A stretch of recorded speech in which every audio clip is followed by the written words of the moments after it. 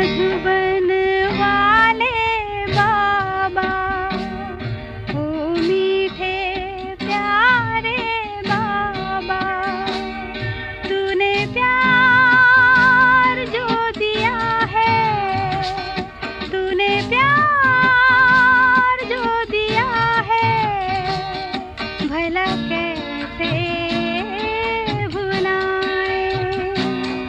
ओ मधुबन वाले बाबा, ओ मीठे प्यारे बाबा।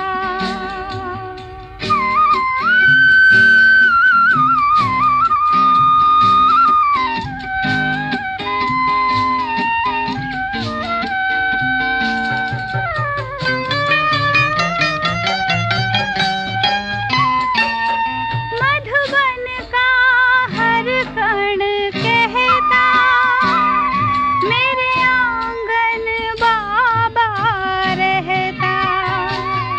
तेरे ज्ञान का अमृत बाबा, हर दिल पे बहता रहता।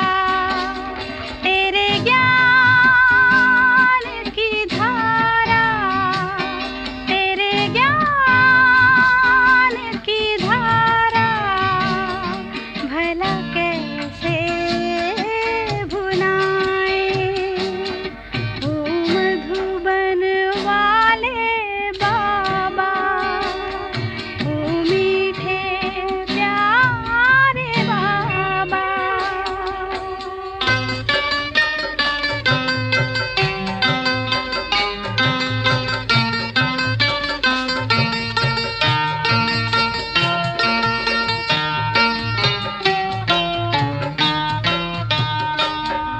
वही है ये वो बगीचा, जहाँ रूहों को तूने है सींचा।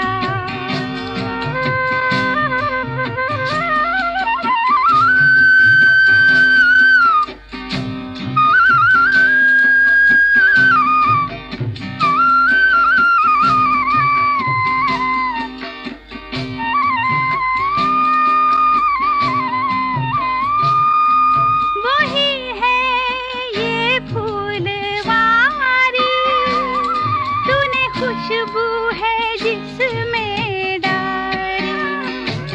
तू अनोखा है माली, तू अनोखा है माली, भला कैसे भुलाएं। ओ मधुबन वाले बाबा, ओ मीठे प्यारे बाबा।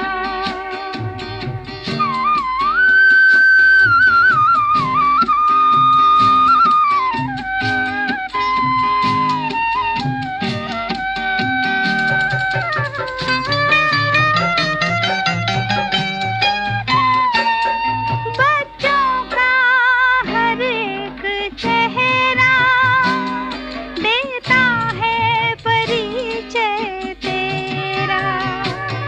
हर दिल पे है जादू तेरा, सब कहते हैं बाबा मेरा। तूने नाता ऐसा जोड़ा, तूने नाता ऐसा जोड़ा, भला कैसे भुलाएं। ओ मधुबन वाले बाबा। ओम शांति।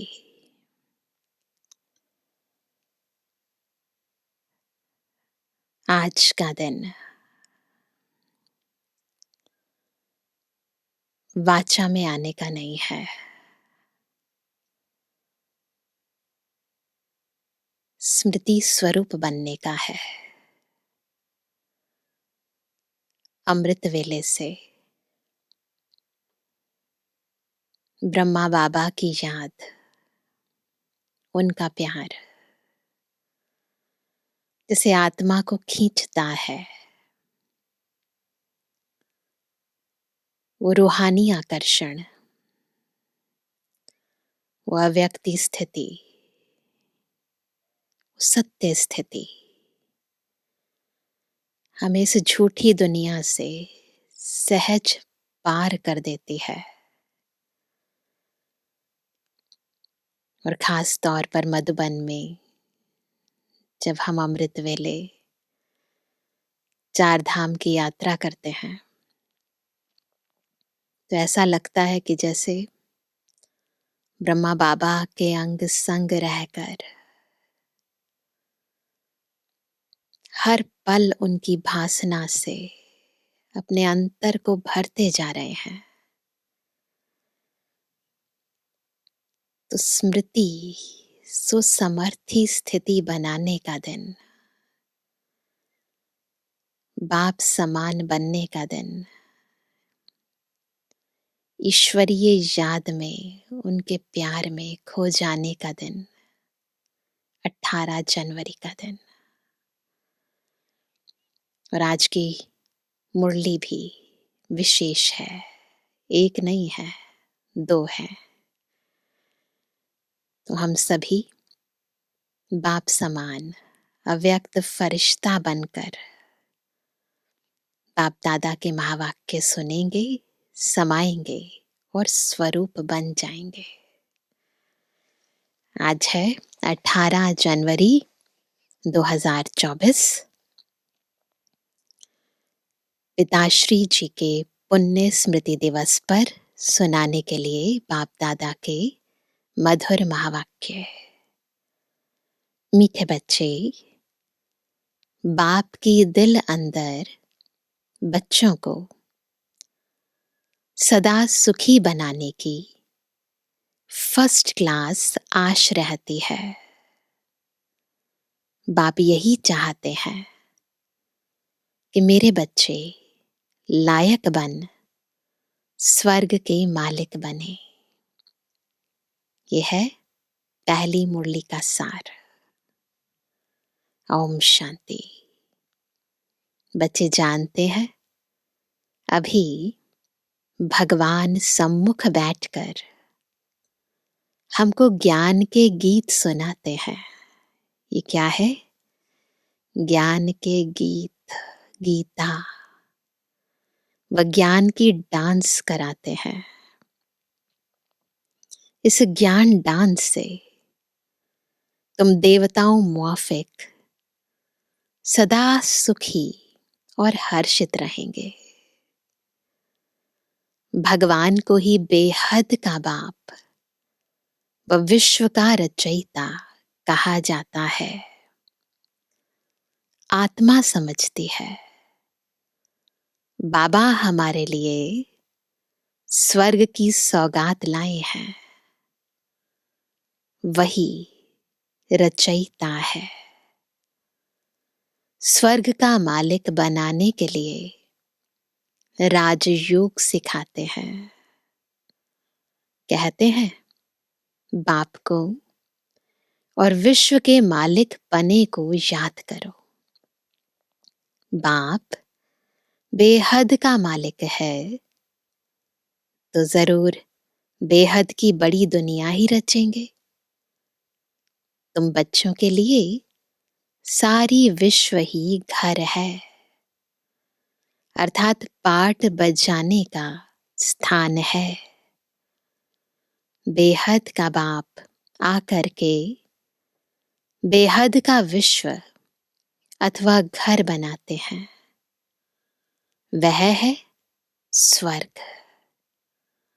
तो ऐसे बाप का बच्चों को कितना शुक्रिया मानना चाहिए।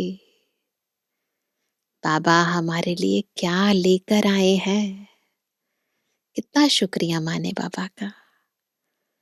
विश्व का रचयिता बाप डायरेक्ट समझा रहे हैं, हम तुमको विश्व का मालिक बनाने आया हूं। तो तुम्हारा स्वभाव बहुत फर्स्ट क्लास चाहिए। फर्स्ट नंबर में ले जाने आए हैं तो स्वभाव फर्स्ट क्लास चाहिए। तुम्हारी चलन ऐसी होनी चाहिए, कैसी होनी चाहिए, जो सब कहें कि यह तो जैसे देवता हैं। देवताएं नामी ग्रामी हैं। कहते हैं इनका स्वभाव एकदम देवताई है। बिल्कुल मीठे, शांत स्वभाव के हैं। तो ऐसे बच्चों को बाप भी देख खुश होते हैं। बाबा स्वर्ग का मालिक बनाने आते हैं, तो तुम्हें कितना मददगार बनना चाहिए। सर्विस में आपे ही लग जाना चाहिए। ऐसे नहीं, मैं थक गया हूं, फुर्सत नहीं है। समय पर सब काम करने में कल्याण है। यज्ञ सर्विस का इजाफा शिव बाबा देते हैं। बाबा बच्चों की दैवी चलन देखते हैं तो कुर्बान जाते हैं। तुम बच्चे इस पढ़ाई से कितनी ऊंच कमाई करते हो।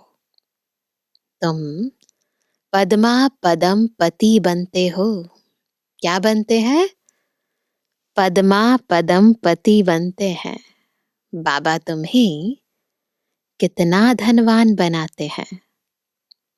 बाप तुमको अखुट खजाने में ऐसा वजन करते हैं जो 21 जन्म साथ रहेगा। वहां दुख का नाम नहीं, कभी अकाले मृत्यु नहीं होगा। मौत से कभी डरेंगे नहीं। यहां कितना डरते हैं, रोते हैं। तुमको तो खुशी है। यह पुराना शरीर छोड़ जाए, नई दुनिया में प्रिंस बनेंगे। तुम इस पुरानी दुनिया से ममत्व मिटाते रहो। क्या करना है? इस पुरानी दुनिया से ममत्व मिटाते रहो। इस देह को भी भूलते जाओ। हम आत्मा इंडिपेंडेंट हैं, निराधार हैं। बस एक बाप के सिवाय और किसी की याद न आए, ये अभ्यास। हम आत्मा इंडिपेंडेंट हैं। बस मेरा बाबा और कोई नहीं। जीते जी जैसे कि मौत की अवस्था में रहना है। मरने के बाद शरीर भूल गया, छूट गया। आत्मा और परमात्मा, जीते जी ये अवस्था चाहिए। इस दुनिया से मर गए। कहते भी है ना, आप मुए मर गई दुनिया। शरीर के भान को उड़ाते रहो। एकांत में बैठ यह अभ्यास करो, बाबा बस अभी हम आपकी गोद में आए कि आए। एक की याद में शरीर का अंत हो, इसको कहा जाता है एकांत। एकांत की परिभाषा क्या है? एक की याद में शरीर का अंत हो। मीठे बच्चे, तुम जानते हो कि ऐसी ऊंची पढ़ाई पढ़ाने वाला कौन है? इस चैतन्य डिब्बी में, ब्रह्मा बाबा की देह में चैतन्य हीरा बैठा है। वही सतचित आनंद स्वरूप है। सत बाप तुम्हें सच्ची सच्ची श्रीमत देते हैं। बाप के बने हो तो कदम कदम श्रीमत पर चलना है। बुद्धि का हर कदम श्रेष्ठ मत, शिव बाबा की मत पर चलता रहे। चुप रहना है, आवाज में नहीं आना है और पढ़ना है। एक बाप को याद करना है। घड़ी घड़ी इस बैज को देखते रहो तो बाप और वर्षे की याद आएगी। याद से ही तुम जैसे सारे विश्व को शांति का दान देते हो। हर एक बच्चे को अपनी प्रजा भी बनानी है, वारिस भी बनाने हैं। मुरली कोई भी मिस नहीं करनी चाहिए। बाबा बहुत प्यार से समझाते हैं, मीठे बच्चे अपने पर रहम करो, कोई अवज्ञा नहीं करो। बाबा की जो आज्ञा होती है ना, उसको नहीं मानते तो अवज्ञा हो जाती है। जो खुशबूदार फूल हैं वह खींचते हैं। जिन आत्माओं में दिव्य गुणों की खुशबू है ना, वो खींचते हैं। जो जैसा है ऐसी सर्च लाइट लेने की कशिश करते हैं। खुशबूदार गुणवान बच्चों को देख प्यार में, खुशी में नयन गीले हो जाते हैं। कुछ तकलीफ होती है तो बाबा सर्च लाइट देते हैं। किसको देते हैं? जो खुशबूदार गुणवान बाबा के बच्चे हैं। बाबा समझाते हैं, मीठे बच्चे, तुम्हें इस पुरानी दुनिया में कोई भी आशा नहीं रखनी है। अब तो एक ही श्रेष्ठ आश रखनी है। कौन सी आश रखेंगे? कि हम तो चले सुख धाम, कहाँ भी ठहरना नहीं है ना। एक है वैसे यात्रा पर जाना, ठहरना नहीं। यह है बुद्धि की यात्रा, कहीं ठहरना नहीं है, देखना नहीं है, आगे बढ़ते जाना है। एक तरफ ही देखते रहो, तभी अचल अडोल स्थिर अवस्था रहेगी। इधर उधर यहाँ वहां की बातों में बिल्कुल मन बुद्धि ना जाए। अब यह दुनिया खत्म होनी ही है, तो क्या देखना जो खत्म होने वाली दुनिया है। इसकी बहुत सीरियस हालत है। इस समय सबसे अधिक गुस्सा किसको आता है? किसको आता है? प्रकृति को आता है। इसलिए सब खलास कर देती है। तुम जानते हो यह प्रकृति अभी अपना गुस्सा जोर से दिखाएगी, है ना। प्रकृति का क्या हाल किया है मनुष्य आत्माओं ने, तो बस अभी वो अपना गुस्सा जोर से दिखाएगी। सारी पुरानी दुनिया को डुबो देगी। अर्थक्वेक में मकान आदि सब गिर पड़ेंगे। अनेक प्रकार से मौत होंगे। यह सब ड्रामा का प्लान बना हुआ है। इसमें दोष किसी का भी नहीं है। विनाश तो होना ही है। इसलिए तुम्हें इससे बुद्धि का योग हटा देना है। तुमने तो अपना सब कुछ इंश्योर कर दिया है। वैसे भी कह दिया ना, तन मन धन सब कुछ तेरा, इंश्योर कर दिया है ना। इसलिए तुम्हें किसी भी प्रकार की चिंता नहीं। तुम्हारा सब कुछ सफल हो रहा है। तुम्हें चिंता करने की कोई जरूरत नहीं है। हमने तो सब बाबा को दे दिया, हमारा सब इंश्योर है ना। और ही ज्यादा मिलेगा। अब तुम कहेंगे वहा सतगुरु वहा, है ना। गुरुद्वारे में कहते हैं ना, वाहे गुरु, तो हम भी क्या कहते हैं, वाहा सतगुरु वाहा, जिसने हमको यह रास्ता बताया है। और क्या कहते हैं, वाहा तकदीर वाहा। और क्या कहते हैं, वाहा ड्रामा वाहा। तुम्हारे दिल से निकलता शुक्रिया बाबा आपका, जो हमारे 2 मुट्ठी चावल लेके, हमारे 2 मुट्ठी चावल लेकर हमें सेफ्टी से भविष्य में 100 गुना रिटर्न देते हो। परंतु इसमें भी बच्चों की बड़ी विशाल बुद्धि चाहिए। बच्चों को अथाह ज्ञान धन का खजाना मिलता रहता तो अपार खुशी होनी चाहिए ना। जितना हृदय शुद्ध होगा तो औरों को भी शुद्ध बनाएंगे ना। दिल साफ होना चाहिए तो मुराद हासिल होती है।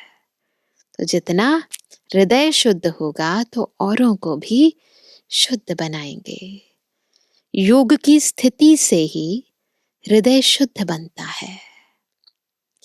तुम बच्चों को योगी बनने बनाने का शौक होना चाहिए, है ना। यह है नया शौक। दुनिया में लोगों के बड़े अलग अलग तरह के शौक होते हैं। हमारा क्या शौक है, योगी बनने का और योगी बनाने का शौक होना चाहिए। अगर देह में मोह है, देह अभिमान रहता है, तो समझो हमारी अवस्था बहुत कच्ची है।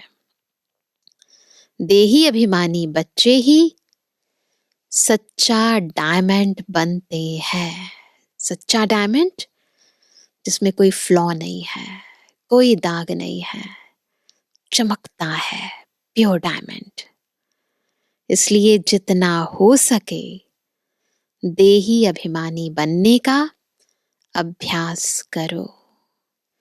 बाप को याद करो।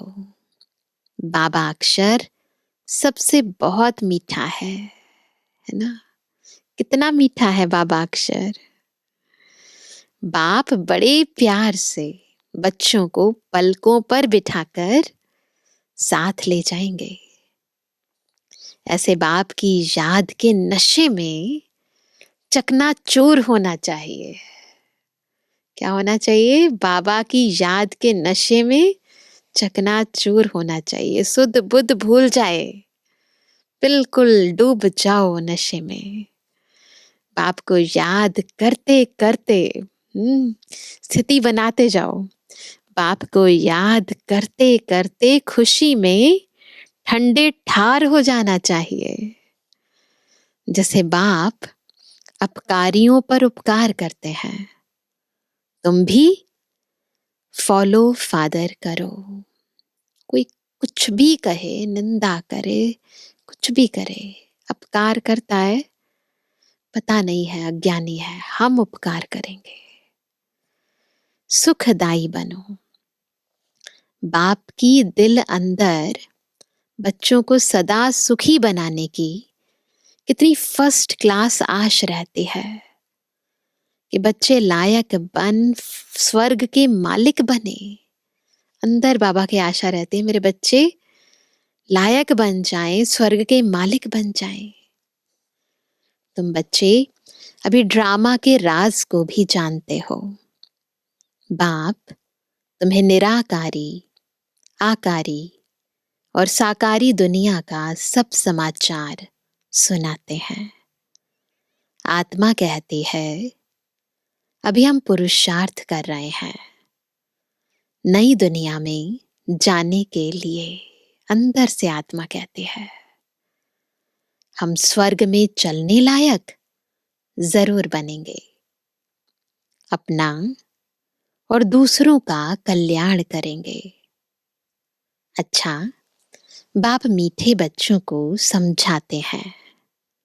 बाप दुख हरता सुख करता है, तो बच्चों को भी सबको सुख देना है। बाप का राइट हैंड बनना है। ऐसे बच्चे ही बाप को प्रिय लगते हैं। शुभ कार्य में राइट हाथ को ही लगाते हैं, है ना?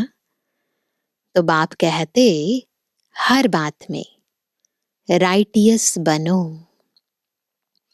एक बाप को याद करो तो फिर अंतमति सुगति हो जाएगी।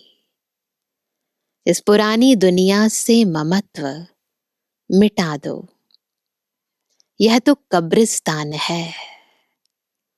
धंधा धोरी बच्चों आदि के चिंतन में मरे तो मुफ्त अपनी बर्बादी कर देंगे। शिव बाबा को याद करने से तुम बहुत आबाद होंगे। देह अभिमान में आने से बर्बादी हो जाती है। देही अभिमानी बनने से आबादी होती है। धन की भी बहुत लालच नहीं रखनी चाहिए। उसी फिक्रात में शिव बाबा को भी भूल जाते हैं। धन की इतनी चिंता रहती है, बाबा भूल जाता है। बाबा देखते हैं सब कुछ बाप को अर्पण कर फिर हमारी श्रीमत पर कहां तक चलते हैं। शुरू शुरू में बाप ने भी ट्रस्टी हो दिखाया ना, ब्रह्मा बाबा ने सब कुछ ईश्वर अर्पण कर खुद ट्रस्टी बन गया। बस ईश्वर के काम में ही लगाना है। विघ्नों से कभी डरना नहीं चाहिए। जहां तक हो सके सर्विस में अपना सब कुछ सफल करना है। ईश्वर अर्पण कर ट्रस्टी बन रहना है। अच्छा, मीठे मीठे सिकिलदे बच्चों प्रति माता पिता बाप दादा का याद प्यार और गुड मॉर्निंग। रूहानी बाप की रूहानी बच्चों को नमस्ते।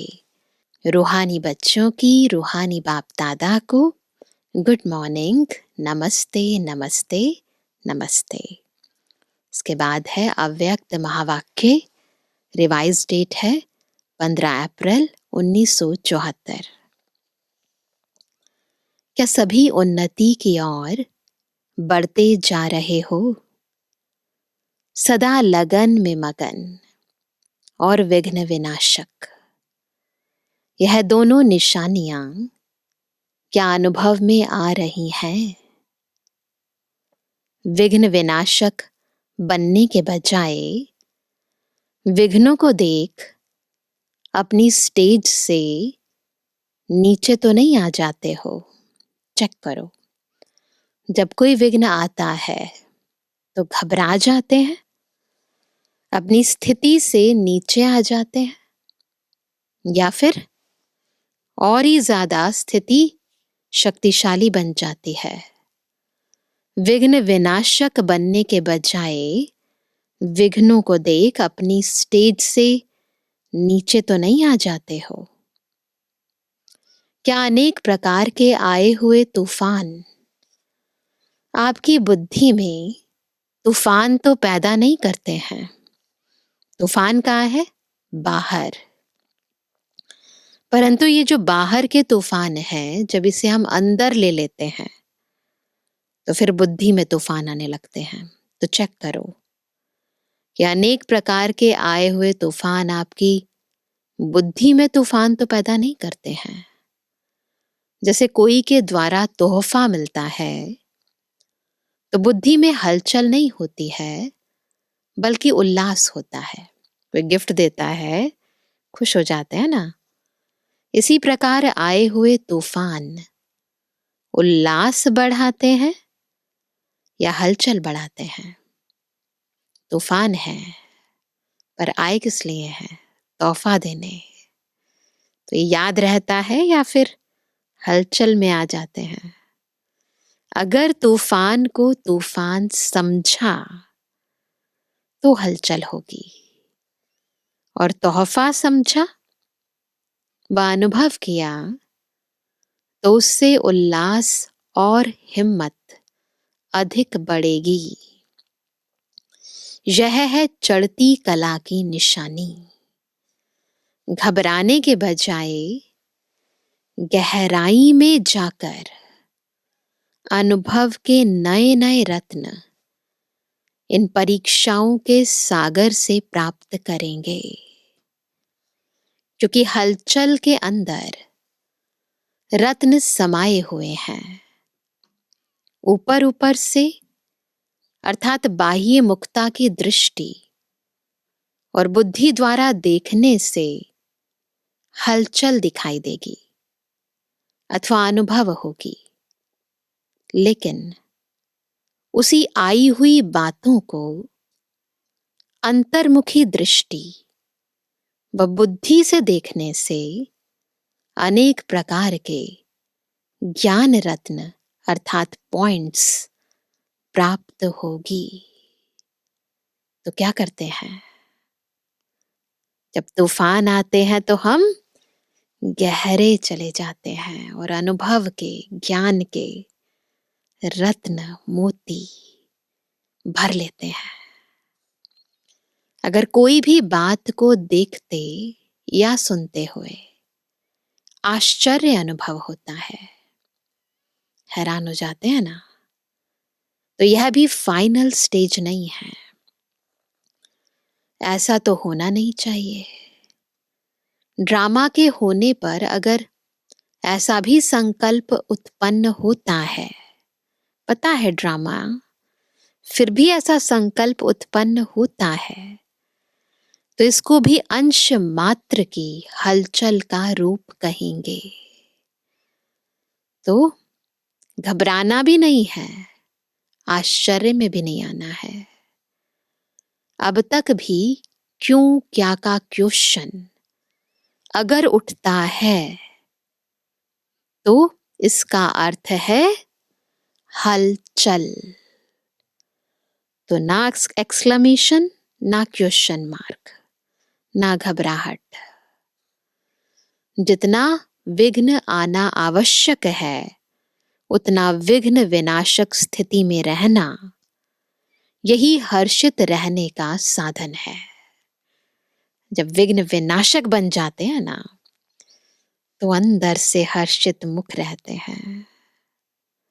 नथिंग न्यू, यह है फाइनल स्टेज, कुछ भी नया नहीं है। यदि कोई भी हलचल का कर्तव्य करते हो, वह पाठ बजाते हो, तो सागर समान ऊपर से हलचल भले ही दिखाई दे रही हो, अर्थात चाहे कर्मेंद्रियों की हलचल में आ रहे हो, लेकिन स्थिति नथिंग न्यू की हो। एकाग्र, एक रस, एकांत, अर्थात एक रचयिता और रचना के अंत को जानने वाले त्रिकालदर्शी की स्टेज पर आराम से शांति की स्टेज पर स्थित है, या कर्मेंद्रियों की हलचल आंतरिक स्टेज को भी हिला देती है। चेक करें। जब स्थूल सागर दोनों ही रूप दिखाता है, तो क्या मास्टर ज्ञान सागर ऐसा रूप नहीं दिखा सकते? यह प्रकृति ने पुरुष से कॉपी की है। ये स्थिति हमारी है, प्रकृति ने कॉपी की है और अब हम उसे कॉपी कर रहे हैं। आप तो पुरुषोत्तम हो। जब प्रकृति अपनी क्वालिफिकेशन दिखा सकती है, तो क्या वह पुरुषोत्तम नहीं दिखा सकते? बिल्कुल अंदर से एकाग्र, एकांत, एक रस। अभी समय अति की तरफ बढ़ रहा है। सभी तरफ अति दिखाई पड़ रही है। अंत की निशानी अति है।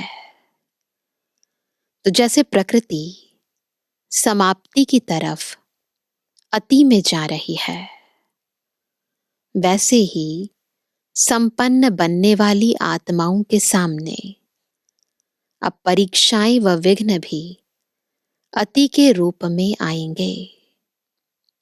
इसलिए आश्चर्य नहीं खाना है कि पहले यह नहीं था, अब क्यों है। यह आश्चर्य भी नहीं। फाइनल पेपर में आश्चर्यजनक बातें क्वेश्चन के रूप में आएंगी, तब तो पास और फेल हो सकेंगे। ये सारे क्वेश्चन आएंगे, तभी तो पता चलेगा ना कौन पास है कौन फेल है। ऐसी ऐसी बातें आएंगी जो न चाहते हुए भी बुद्धि में क्वेश्चन उत्पन्न हो। यही तो पेपर है, और है भी एक सेकंड का पेपर। बस क्यों का संकल्प चंद्रवंशी की क्यों में लगा देगा। इसलिए क्या करना है, एक रस स्थिति में स्थित होने का अभ्यास निरंतर हो। निरंतर समस्या की सीट को संभालने नहीं लग जाओ, लेकिन सीट पर बैठ समस्या का सामना करना है। अभी तक समस्या सीट की याद दिलाती है। विघ्न आता है तो विशेष योग लगाते हो और बट्टी रखते हो। समस्या सीट की याद दिलाती है। इससे सिद्ध होता है कि दुश्मन ही शस्त्र की स्मृति दिलाते हैं, लेकिन स्वतः और सदा स्मृति नहीं रहती। ऐसे नहीं दुश्मन आए फिर तैयारी कर रहे हैं, दुश्मन शस्त्र की स्मृति दिला रहे हैं। निरंतर योगी हो या अंतर वाले योगी हो, टाइटल तो निरंतर योगी का है ना। दुश्मन आवे ही नहीं, समस्या सामना ना कर सके, सूली से कांटा बनना यह भी फाइनल स्टेज नहीं है। सूली से कांटा बने उसके बजाय कांटे को योगाग्नि से दूर से ही भस्म कर दें। कांटा भी नहीं, दूर से ही योग अग्नि से भस्म कर दें। कांटा लगे और फिर निकालो, यह फाइनल स्टेज नहीं है। फाइनल स्टेज की तैयारी अब कर लेनी है। कांटे को अपनी संपूर्ण स्टेज से समाप्त कर देना, यह है फाइनल स्टेज। ऐसा लक्ष्य रखते हुए अपनी स्टेज को आगे चढ़ती कला की तरफ बढ़ाते चलो। बड़ी बात को छोटा अनुभव करना, इस स्टेज तक नंबरवार यथाशक्ति पहुंचे हैं। अब पहुंचना वहां तक है जो कि अंश और वंश भी समाप्त हो जाए। आप सभी हिम्मत, उल्लास और सर्व के सहयोगी सदा रहते हुए चल रहे हो ना। कलयुगी दुनिया को समाप्त करने के लिए व परिवर्तन करने के लिए, माया को विदाई देने के लिए संगठन अर्थात घेराव डाला हुआ है ना। मजबूत घेराव डाला हुआ है या बीच बीच में कोई ढीले हो जाते हैं अथवा थक जाते या चलते चलते रुक जाते हैं। ना आगे बढ़ना न पीछे हटना, जैसे कि वैसे रहना, यह पाठ तो पक्का नहीं करते हो। समय धक्का लगाएगा तो चल पड़ेंगे, ऐसा सोचकर जहां के तहां रुक तो नहीं गए हो। किसी के किसी प्रकार के सहारे का इंतजार करते हुए खड़े तो नहीं हो गए हो। ऐसी स्टेज वालों को क्या कहेंगे? क्या इसको ही अंगद की स्टेज समझते हो? इसे अंगद की स्टेज कहेंगे। अगर ऐसे रुक गए तो फिर लास्ट वाले फास्ट चले जाएंगे। जब भी पहाड़ों पर बर्फ गिरती है और जम जाती है तो रास्ते रुक जाते हैं। फिर उस बर्फ को गलाने के लिए व उसे हटाने के लिए पुरुषार्थ करते हैं। यहां भी अगर बर्फ के मुआफिक जम जाते हो तो इससे सिद्ध होता है कि योग अग्नि की कमी है। योग अग्नि को तेज करो तो रास्ता क्लियर हो जाएगा। मिली हुई हिम्मत और उल्लास के पॉइंट्स बुद्धि में दौड़ाओ तो रास्ता क्लियर हो जाएगा। क्या करना है? हिम्मत और उल्लास की पॉइंट्स बुद्धि में दौड़ाओ तो रास्ता क्लियर हो जाएगा। पुरुषार्थ की गति में अंगद बनो, माया से हार खाने में अंगद नहीं बनो, बल्कि विजयी बनने के लिए अंगद बनो। अच्छा, ऊंच ते ऊंच बाप द्वारा पालना लेने वाले, विश्व की पालना करने वाले, विष्णु कुल की श्रेष्ठ आत्माएं, प्रकृति को परिवर्तन करने वाली पुरुषोत्तम आत्माएं, विश्व के आगे साक्षात मूर्त प्रसिद्ध होने वाली आत्माएं, योगी तो आत्माओं के प्रति बाप दादा का याद प्यार और गुड मॉर्निंग। एक बार फिर हम भी बाबा को कहेंगे, रूहानी बच्चों की रूहानी बाप दादा को गुड मॉर्निंग, नमस्ते नमस्ते नमस्ते। आज का वरदान है, सेवा में रहते संपूर्णता के समीपता की अनुभूति करने वाले ब्रह्मा बाप समान एग्जाम्पल भव। कैसे बनेंगे ब्रह्मा बाप समान एग्जाम्पल? जब सेवा में रहते संपूर्णता के समीपता की अनुभूति करेंगे। जैसे ब्रह्मा बाप सेवा में रहते, समाचार सुनते, एकांतवासी बन जाते थे। बिल्कुल सुनते सुनते एकांतवासी, एक के अंत में समा जाते थे। 1 घंटे के समाचार को 5 मिनट में सार समझ बच्चों को खुश करके अपनी अंतर्मुखी एकांतवासी स्थिति का अनुभव करा देते थे। ऐसे फॉलो फादर करो।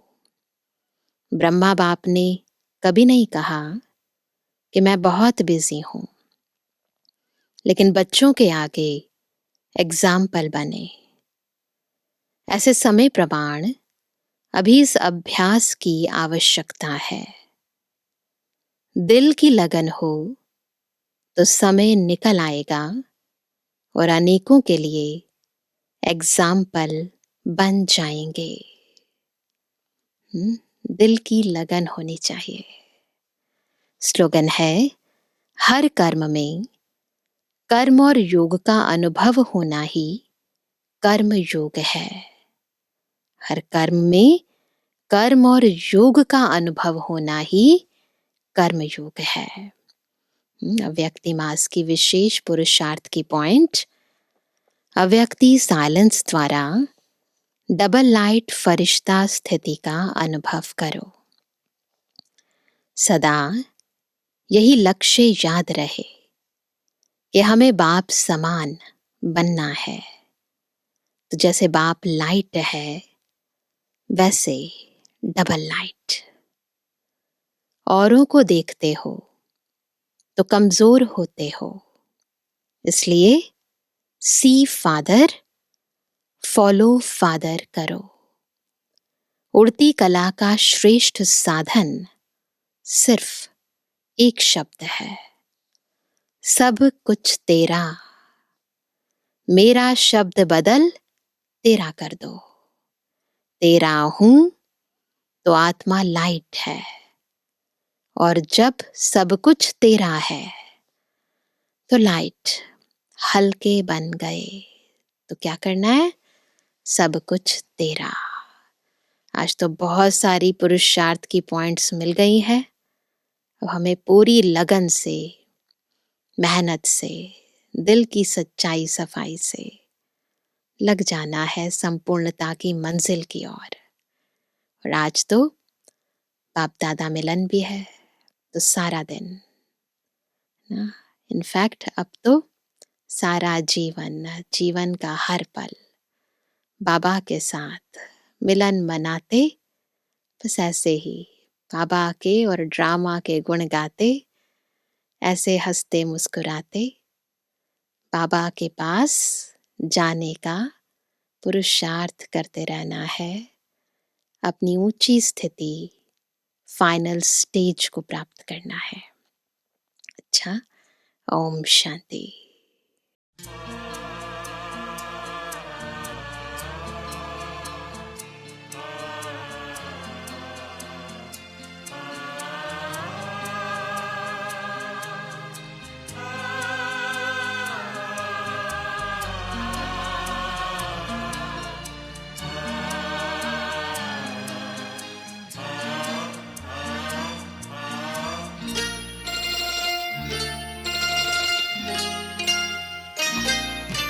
मेरे ब्रह्मा बाबा मधुबन के माली, तुम्हें याद करती ये बगिया तुम्हारी।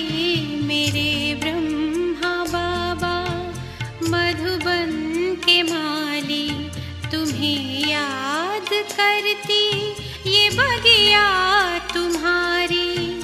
महका रहे हैं जग के चमन